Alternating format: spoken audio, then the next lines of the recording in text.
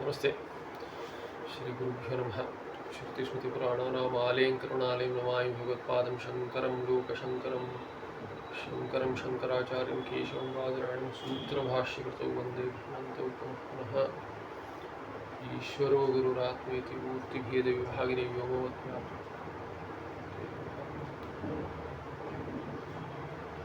Shri Gurubhyo Namaha.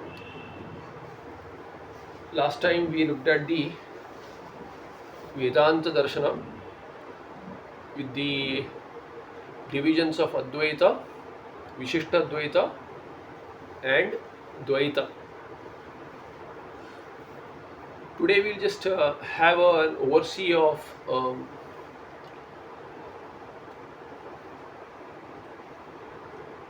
kind of a top level view of the Nastika darshanas, beginning with Charvaka darshana, going through Bauddha darshana, Buddhism, and then looking at Jainism.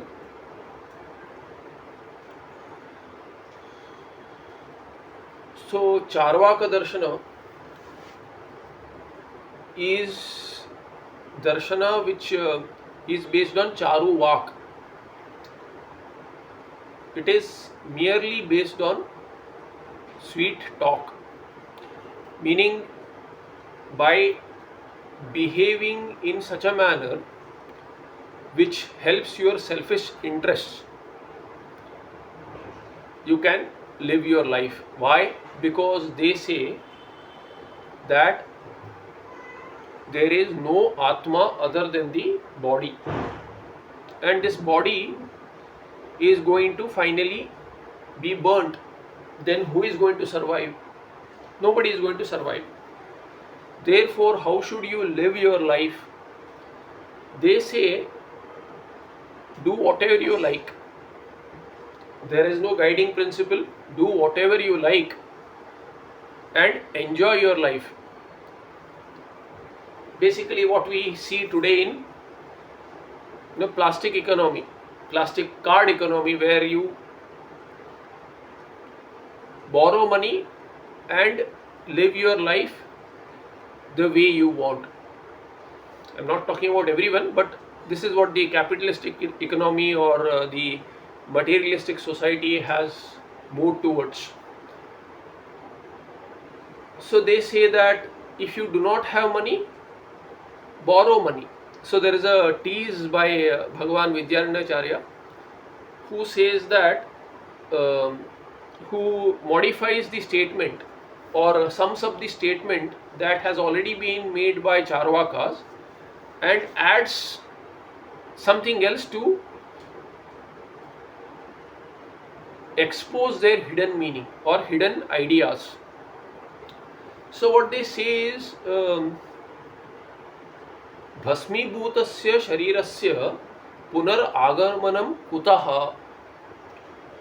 So this body which is going to be burnt, Bhasmibhuta, it is going to be turned to ashes after death. So punar agamanam kutaha, how is it possible that there will be rebirth? So they don't say that there is rebirth possible. This body is Atma. Therefore, they say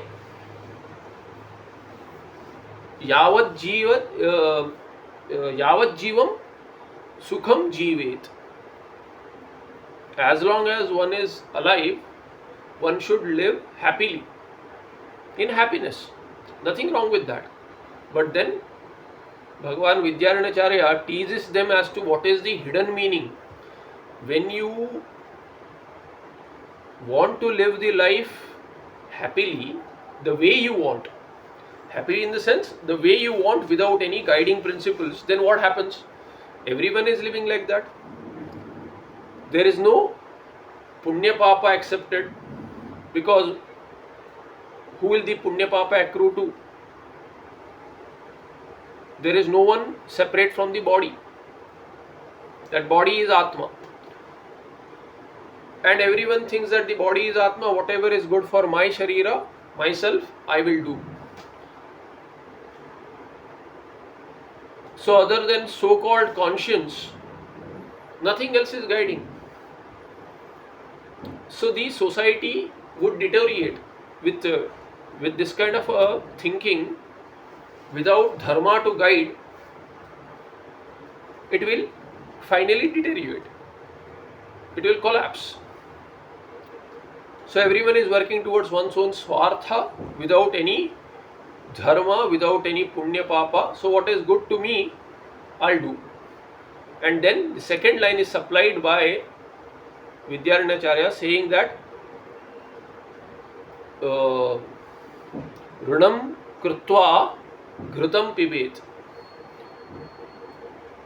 So how do you make merry?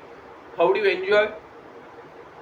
So the ghruta, ghee, which is supposed to be the best for health, there is a Shruti statement, Ayurvai ghrutam. So it's an Arthavada as to ghee, clarified butter, is itself life. Itself life means it will a pure quality ghee would prolong life. So that is a sum total. You prolong life, live as long as you want with your wants. Fulfilling your wants, not needs. Fulfilling your wants, your desires. This is the Charvaka Mata.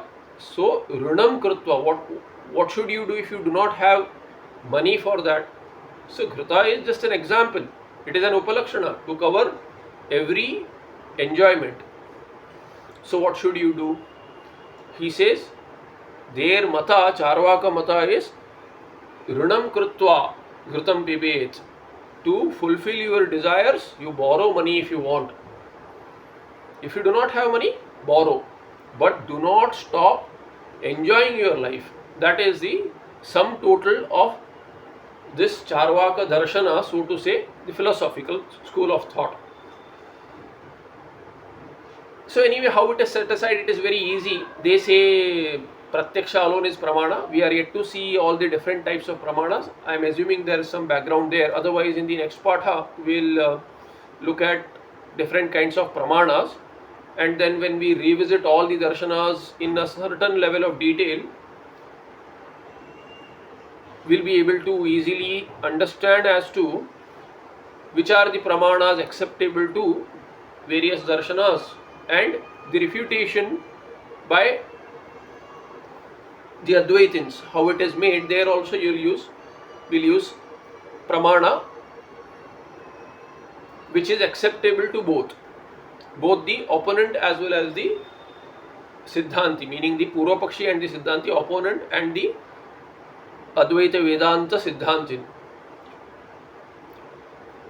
And we'll also see what is khyati, different kind of khyatis, meaning what is the how is the error in cognition, because it will go hand in hand with pramana. Maybe we'll include khyativada coverage in the pramana discussion in the next patha.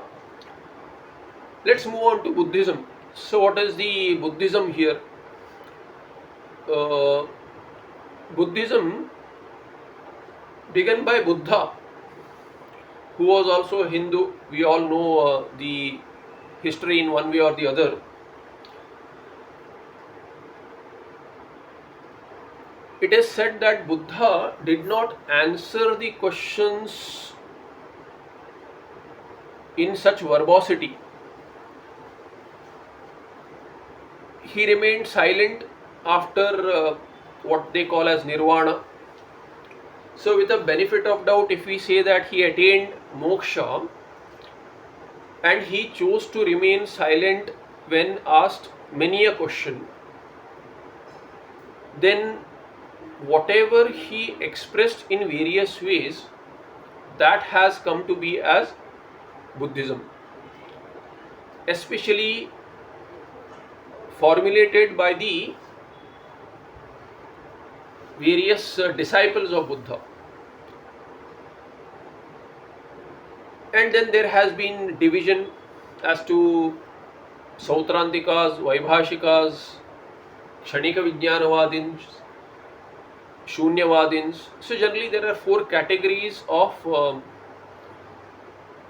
Buddhism. Those who stay very close to the original sutras, the aphorisms of Buddha's teachings, they are said to be Sautrantikas. We'll look at what these various uh, Buddhists have in common and some differences. Then we look at details later. But what these Buddhists agree with is that there is no Atma, there is no Ishvara, and Vedas are not Pramana because they are Nastikas. So they don't agree with the Brahmatma of Vedikas, Vedika darshanas, Astika darshanas. Then what is this moksha, what is this samsara, what is this bondage? They say considering this world as real, whereas it is not, meaning it is not a continuous reality. It can be a momentary reality, or it may be something within which is projected outside, as in the outside world does not exist. And within also, what is appearing outside, which is within in the sense which is in the manas, the mind, antakarana, in the mind what appears to be, whether these are emotions or whatever these are, they call them as skandhas. So there are various skandhas, categories of skandhas, groups, they are grouped together. So some say that there is momentary existence of the outside world, meaning the objects in the outside world exist, but they exist momentarily. Within the skandhas are also momentary. Skandhas are like units of knowledge. For simplicity, right now we'll consider them as some units of knowledge, or even emotions are included within those, memory, etc. All those are included. So whatever happens in the inner world, so to say, whatever is our basic understanding of the inner world, those are skandhas. So there is momentary existence of something outside, and there is momentary existence of something within. The example they give is like the fire of the lamp. So when you light a lamp, the jyoti, the lamp which is glowing, the lamp where the flame appears to be a single flame, as long as there is fuel, there is oil, it appears that fire appears to be continuously exist as long as there is oil. But really, what is that flame? That flame is the oil burnt. The oil is changing momentarily. Every moment, across moments, the ice is burnt. Therefore, it is not existent. In the next unit of time, the flame appears to be same as the earlier moment, the flame of the earlier moment, but it is not, because the oil burnt has gone. It has been burnt. So what appears to be continuous is a bhranti, is an error in cognition, just like our movies, the still pictures which are moving at a, they appear to be moving because of they are being projected, the still pictures being projected at a rate faster than the eyes can distinguish as being different, meaning per second, if you project still pictures which are slightly different than each other, then there is an appearance of movement. if you show enough pictures, more than 10 pictures per second. So we have what, 25 frames per second, etc., which is quite a lot for the eye to notice that these are still pictures. So that can be a modern day example to understand how the movement can be a bhranti. The other example that the Buddhists use, other than the flame, they say that like the flow of water. So if you take the water of Ganga, the Ganga water, the river water is flowing. So when you dip your hand the first time and then you take it out and then dip it again, there is a feeling that I have touched Ganga water, which is same, but the Ganga water is moving continuously. So the water that you touch the second time is not the same water that you have touched the first time, but there is an appearance of continuity because of this flow. The momentary existence and the momentary destruction of the destruction followed by momentary means the early at time t1 whatever existed, it is not there at time t2, therefore it has been destroyed and a new unit has come up in time t2. That unit 2 is confused with unit 1 at time 1, and therefore one thinks that the same unit is continuing. This is the case of the outer world or the inner world. There is nothing continuous, it is all momentarily existing. This is one paksha. Or some two of them believe, two pakshas, two divisions of these Buddhists believe in such a manner. The other paksha may say that there is nothing outside at all. Whatever is within is appearing outside, so there is a momentary thought in the mind, and that thought takes the form of the world outside. There is nothing real outside, it is not momentarily existent also. What is kshanika, momentary within, appears to be outside. So this is the claim made by the kshanika vijnanavadins, and the shunyavadins say that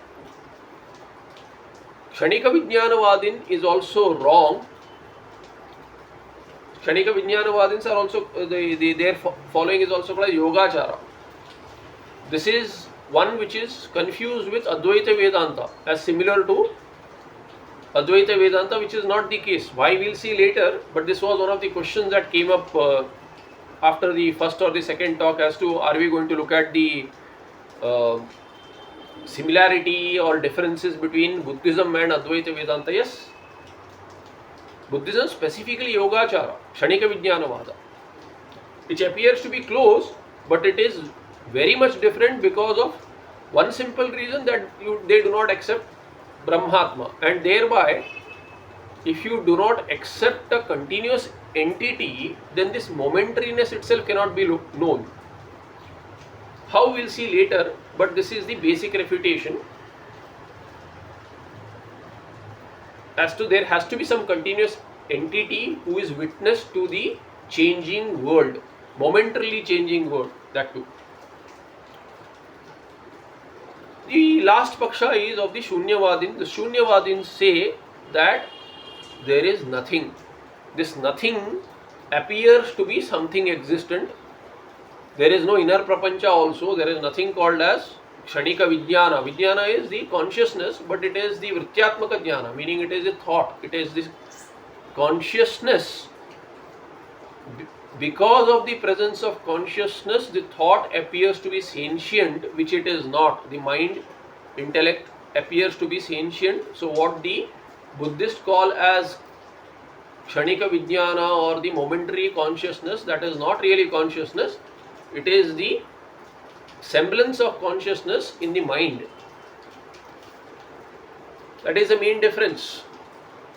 Nonetheless, that Jada, momentary consciousness, so to say, is a momentary thought which is insentient, has a semblance of sentience, And the Shunyavadin says that there is no such consciousness at all. It is all Shunya, meaning Tuchha. What the Vedantin would say is Tuchha. Shunya is Tuchha, completely non-existent. Nothing is there. But there is an appearance. All this can be easily refuted using logic as a common pramana between the two, anumana, inference as the common pramana. We'll see when we revisit this in a certain detail later in the second round. Moving on to Jainism now. Jainism is anyway in the Buddhist, what is moksha? So knowing this, that there is either kshanika vijnana, knowing the nature of the universe in such a manner, and there is no difference there as to consciousness being separate out of all this, some existent consciousness. So there can be a question, who is actually getting moksha? This nirvana, who gets it? They talk about meditation, they follow all these ahimsa ityadi. So there are quite a few similarities there in terms of karma. They accept the theory of karma. They follow quite a lot of values, yamaniyamas, which are discussed in Yoga Shastra, acceptable to all astikas. They are against the Vaidika dharma, ritualistic karma kanda, and then they disagree with the philosophy of Vedanta also. Thereby these Buddhists have separated out. Jains also follow quite a lot of karma theory. They also believe in rebirth. But then Jains have a very different answer to the nature of the world. Jainism, their Moola Pramana is not the Pramana the way we talk about Pratyaksha Ityadi, Pratyaksha Anumana. Their source, scriptures, they are all based on Tirthankaras. They consider their temples are also Tirthankara, who are the guides, who are so to say liberated souls or Atma. They say that they have been guiding us. The original Tirthankara being the originator of Jaina Dharma, Jaina Darshana, around 1 million years back. And then the latest one being Mahavira out of their 24 Tirthankaras. So their temples have these figures or idols or pictures of those Tirthankaras. They worship religiously. There is a division between Jains as to Shvetambaras and Digambaras. Shvetambaras wear white clothes and Digambaras are Nagna. They do not wear any clothes. Digeva Ambaram Yeshamte Digambaraha. Dik, the direction itself is the clothing. So they have a lot of Vairagya, meditation, etc., yogic niyamas, ahimsa, asteya, brahmacharya, all these are common across Jainas, Bauddhas, just like it is acceptable to all the Astikas also. So there is a lot of overlap.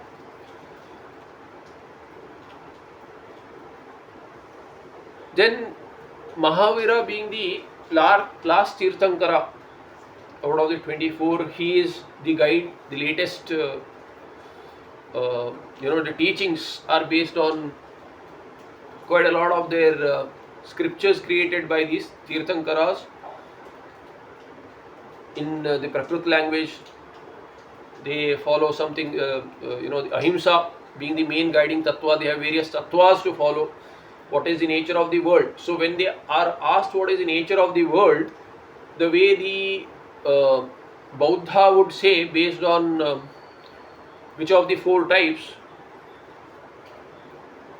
saying that it is momentary, or it is not there at all, appears to be momentary, that momentary existence is also may or may not be there, meaning in one paksha it is there, in the other paksha it isn't there, within or without, meaning within or outside. Jainas say, they generally talk about possibilities, and all possibilities are contradictory to each other through and through. So what is the nature of the world? So is there an Ishvara, creator of the world? So they are, they are not theists. Meaning, in that religion they don't follow a single god or anything. Although the modern Jains have a lot of overlap based on which geography they come from, so they follow a lot of Hindu dharma also. But pure Jainism, based on their texts, they say that there is no Ishvara who is ruling this world, who is a creator of this world. They say it has been ever existent. So in that manner, if you compare, Karma Kandis also say the Prapancha has been there the way it has always been there. So it is not created by a single creator, Ishvara. It is not manifest also. It is a continuous existent Prapancha, the world, and goes by the theory of karma. The karma for the Karmakandi though, Purvamimamsaka, is definitely different from the karma of the Jainas. Although the Laukika karma there is an overlap, there is nothing called as Vaidika karma for Jainas, and Vaidika karma is the primary karma for Purvamimamsaka. So they say that the Vaidika karma, the mantras themselves have the Shakti to give the result in the form of Punya and Papa, Adrishta, which is beyond the sense organs of a human being, of anyone. Whereas the Jainas say that the karma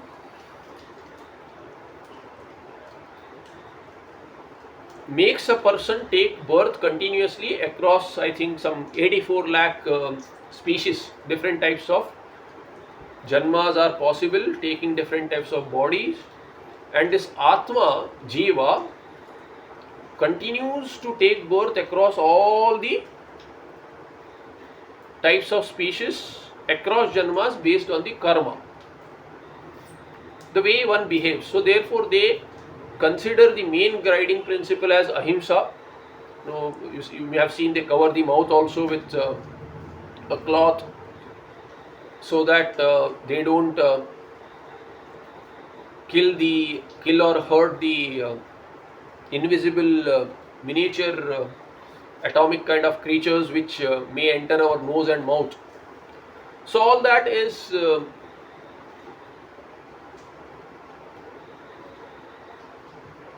there in the Vaidika dharmas also, as to ahimsa to be followed across Astika darshanas. So there is an overlap. And Vairagya also, a lot of Vairagya is there as followed by Jainas. But coming back to the question of the Prapancha, what is this Prapancha if it is not created by the by a single entity, Ishvara or God? They say that this Prapancha, if it is real, if you ask, they can say yes. It can be said no also. It can be said to be. So what is called a Syat? They say Syat. Different types of Syat. Syat is actually Vidhiling, meaning should, would, could kind of meanings. Shakyarthe ling, possibility. So what they talk about is that it is there, it is not there, it may be there, and then there are 4 other divisions. We'll see more. I mean, I don't want to give too many details here because we are going to revisit them. So there are, this is the nature of the world. So they say that in the case of any question, you cannot say it is certainly so.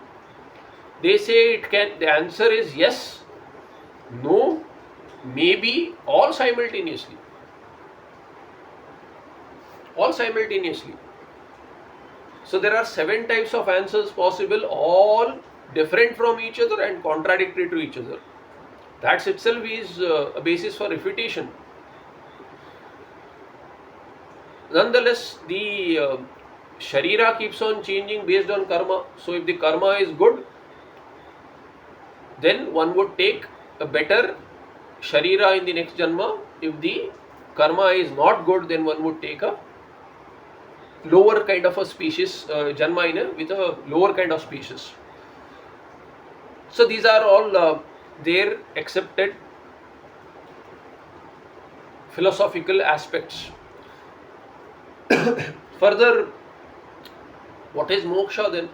To understand various tattvas about the prapancha, the fact of the aspects as discussed in the scriptures, following ahimsa, being good. So there are various niyamas to follow, and then one gets better janma, and across many janmas one would finally be liberated. They discuss the size of the Atma. They say that the Atma does not have a specific size, and Atma is not something which is Satchidananda. They don't talk about Sat, they talk about Chaitanya, they talk about different characteristics of Atma, and this Atma is not one. There are many. There are many, as many jivas are there, so many atmas are there, so many jivatmas. Jivatmas are different from each other, and they can be good or bad inherently. So what they say is that with these karmas, there is an association with the karma. As one does good karma, these karma particles kind of things will bind this atma and drag this atma to a different sharira, and so on.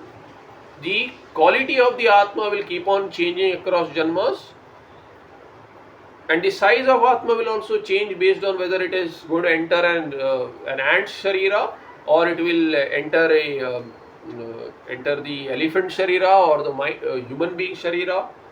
And they say that the Atma size is the size of the body. So we'll see this in refutation as to how this won't work. Logically there is an error. But then this is their acceptance, and they say that mukti is when one is free from all of these and the Atma floats freely.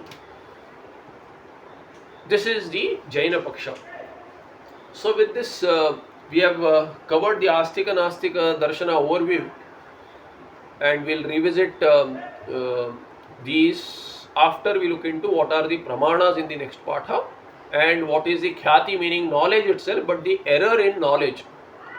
As to because this is common across multiple philosophers, if they say multiple darshanas as to why a certain thing appears when it is not there, or what is the nature of the dream, for example. So there are different levels of reality, or is there a single reality, or are there different levels of reality, and what are those? So if you consider something, the world, as real, what is the nature of this reality? How do you define this reality?